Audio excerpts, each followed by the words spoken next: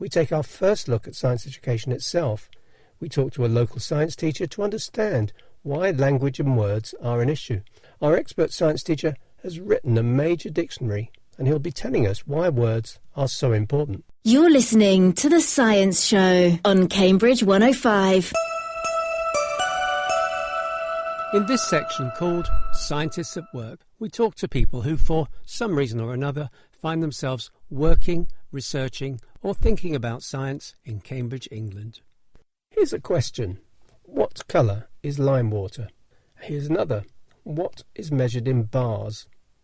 These two questions ought to prick your ears. They both use the language of science. The language of science is, oddly enough, called jargon. And we'll hear from an experienced science teacher on how to help the school students that struggle with the words of science. For anyone learning science, school students especially, words prove something of a barrier to understanding. What colour is lime water? It's colourless. What is measured in bars? Pressure is measured in bars. What is the main food of the crab-eater seal? Answer. The crab-eater seal eats little shrimp things called krill. It doesn't eat crabs.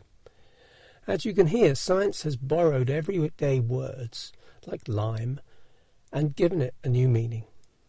And although these questions are pretty ordinary in the eyes of science, you'd have spotted how they do confuse. This idea about words in science reminded me of a time when I taught chemistry to a group of 15-year-olds. The lesson was about how sulfuric acid is made in industry, and I showed the class a film. A film always came with the promise of a quiz afterwards. The film, by the way, was a mildly funny one narrated by John Cleese, and it told the story of making sulfuric acid, and it told it in a sort of Sherlock Holmes detective way. The video, which appears today on YouTube, converted from 16mm, was called The Case of the Sulfuric Acid Plant. After the class saw the film, I asked in my quiz, where does sulfuric acid come from? And a student wrote, it comes from a plant. Again, you can see how language adds trickiness to what are often quite easy to understand ideas. And in search of an expert, I found Dr. William Hurst, who has spent a lifetime teaching science in schools around Cambridge. So, what's the problem with kids learning science? The big problem which I see is bigger is the language of science. Scientists need to be able to communicate rapidly, simply and specifically with each other, so they've got this language called jargon. Every teacher recognises that science does have a particular language, but it's the size of the problem that I see as being important. It's not a fact that there's one or two words they've got to learn, it's literally thousands of words. You're saying that learning science is like learning a foreign language? It is part of learning a foreign language, that you do need these words, but you need to explain what the words are. You can't just give them the word and they know what it means. You've got to use games, you've got to use ideas, you've got to give explanations and keep coming back so the kids have got familiarity with the words, just as in a foreign language they would learn familiarity with the vocabulary. Now, has anyone done any work on finding out how many words you actually need to know to learn, say, French or science for that matter? Well, there's three bits of evidence. One is that analysis of GCSE scripts at the level show there are about 1,000 words which are in the active vocabulary and about another 1,000 words that are passive. An analysis of Russian spoken in Moscow, how many words were needed to generally communicate, said about 2,000 words. Wow. And the German vocabulary list contains about 2,000 words as well. So to learn a foreign language, you need about 2,000 words in your vocabulary. Wow. And what's your prescription then? Well, it's more than a prescription. We have to first of all decide that science is a foreign language. And there again, you've got to look at the evidence. I've got word lists which have got about 3,500 words on. They've been put in front of tutors, trainees, teachers, and you may be able to remove about 20% of those words as being common knowledge or for whatever reason, but that still leaves about 3,000 words. Every teacher puts keywords on a board. Mm-hmm. They put about 7 words a lesson. Well, that's 2,100 over a 3-year period. Mm-hmm. If you look in the language bank of books, mm-hmm. they've got anything up to 1,900, 2,000 words in the language bank, and they are not exhaustive. And I've written a dictionary which brought all these words together. There's 13,000 words in there. Well, if half of those are common knowledge, and half of them are never needed again, that still leaves you 3,500 words. So my idea is that you need to learn about 2,500, 3,000 words in 3 years at Key Stage 3. To talk a foreign language, such as French at GCSE, you need 2,000 words. So you're learning words twice as fast in science as you are in French. And if you're not familiarising the kids with these words, they're not going to know what they mean. They're going to get lost. The analogy I use is somebody who really enjoys cooking. And they get excited because they've got 3 months in Rome learning how to cook. And they get there and every lesson is in Italian. And they don't learn one word. They don't understand a word of Italian. After the first 2 weeks, not understanding anything at all, they're really not interested in Italian cooking anymore. Whereas if they were doing language at the same time and explaining what the language was, then you'd be much more interested in the subject. So science is a foreign language, and what we need to do, without changing any scheme of work, is to include activities which make the kids familiar with the language. And because it's a foreign language, they also need a dictionary in the room, just so they can look it up, find what the meaning is, put it down. Okay. And if I'm hearing you right, you're saying that these kind of word games, word exercises that a teacher might put on the board are bits of lessons, are they? They're bits of lessons. They might only take 2 minutes. They might take 5 minutes. There might be a homework, which the kid does. In the lesson, you can have things like hangman, you can have card games, you can have little files. You can give them a crossword where you've given the words and they've got to put the clues in. You can give them a word search where the words are in cipher form, so instead of just putting the words down, just put numbers instead of letters in the clues. You can give them clues. The kids can do their own word searches, then write the clues for them. So there's dozens and dozens of games which can be used in the classroom, outside the classroom, group work, personal work. Okay. Well, William, I've got here in this book, in my hand, this book of yours, and that is, it weighs a kilo, it's about 400-ish pages long. What was that about? Having decided that science was a foreign language and needed a dictionary, I had a look round the standard publishers.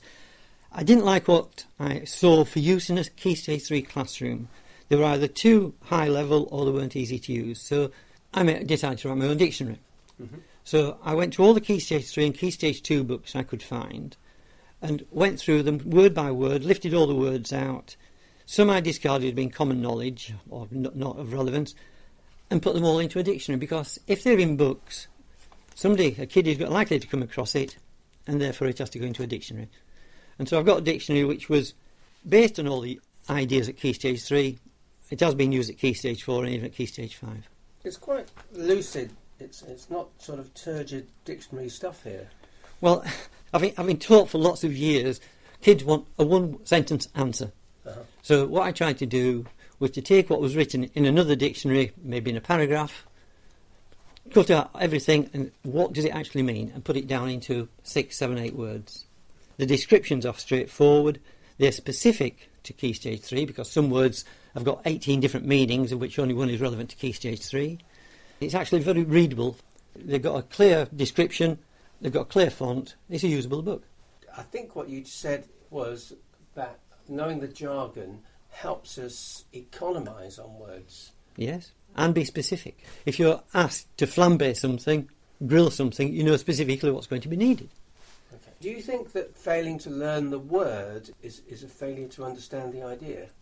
You can understand the idea, but what the words try to do is to tie down that specific idea and link it to other ideas.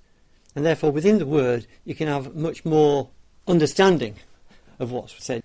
And therefore, what the words tend to do is crystallise a concept. Mm-hmm. What is a concept? A concept is an idea, and you can have an idea without being able to put a word to it. A word not only gives you what the concept is, but gives you the surroundings around that concept. For example, the concept of a fruit or an apple. You may have an idea of what a fruit is, but if somebody then talks about an apple as a word, you've now got not only apple, but you've got apple tree, how does it grow, apple pie, the flavour of the apple is encompassed in that word. Mm-hmm. And the concept is something which is slightly more abstract than that. Some years ago I asked a biologist, why does a plant grow towards the light? And she answered that. She said, it's because of phototropism. Now, as far as she was concerned, that was as good an explanation as it needed. But some of us have done Latin. It's phototropism means it grows towards the light. We were just translating from one word to another. So if you knew what phototropism was and the use of auxins and TCA, then it would make sense to you. If, on the other hand, why does a plant grow towards the light? In one context, in a junior school, for example, you may say in order to increase the ability to carry out photosynthesis or ability to see the sunlight. If you're in Key Stage 3, you might start talking about, well, chemicals that are involved. And if you're in Key Stage 4, you might introduce the word auxins. So it depends on what audience you're looking at as to what explanation you give and what their understanding of it is.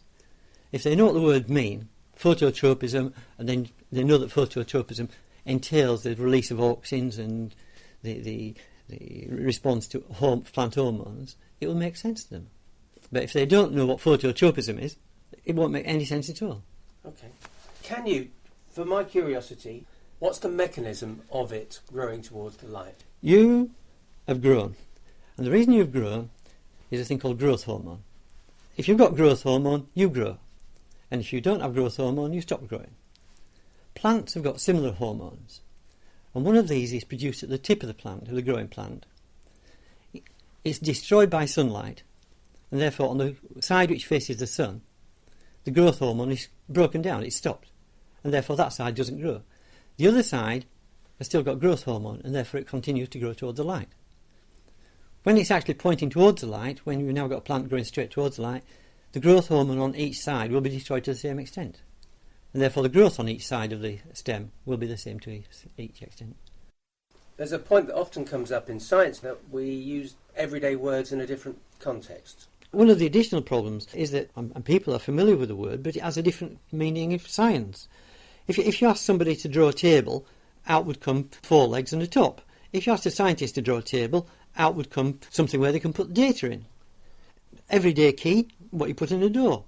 A key, a method for finding out what insects are or what plants are. So there's not only the specific words that only appear in science, like electrode or anode or electrons, but there are also everyday words which change their meaning when they're in a specific context of science. For example, weight. Weight is a force, and therefore should be measured in newtons and should only be used as a force. On the other hand, if you go buy your groceries, you get some sugar, you ask for a weight of 2 kilograms. And to try to get people to change their minds that weight is a force in newtons, kilograms is in mass, is slightly more difficult than introducing the idea that electrolysis is the movement of ions. So there is difficulty of new words, there is difficulty of new meanings. That's a brilliant idea. I think actually trying to get people to think of weight not in grams when they're thinking already in pounds and ounces, we've got a long way to go, don't you think? Thank you very much, William. In my hands I'm holding Dr. Hurst's book called William's Words in Science. It's a truly jargon-busting dictionary that explains all the words that students between the ages of around 10 and 14 are likely to meet, as well as more that they'll come across. Its dictionary definitions are lucid and pleasantly brief. For example, a clavicle is a collarbone that connects the ribs to your shoulder, and so on. With his mission to do the job well, the author goes beyond the basic words to cover about 13,000 words and phrases.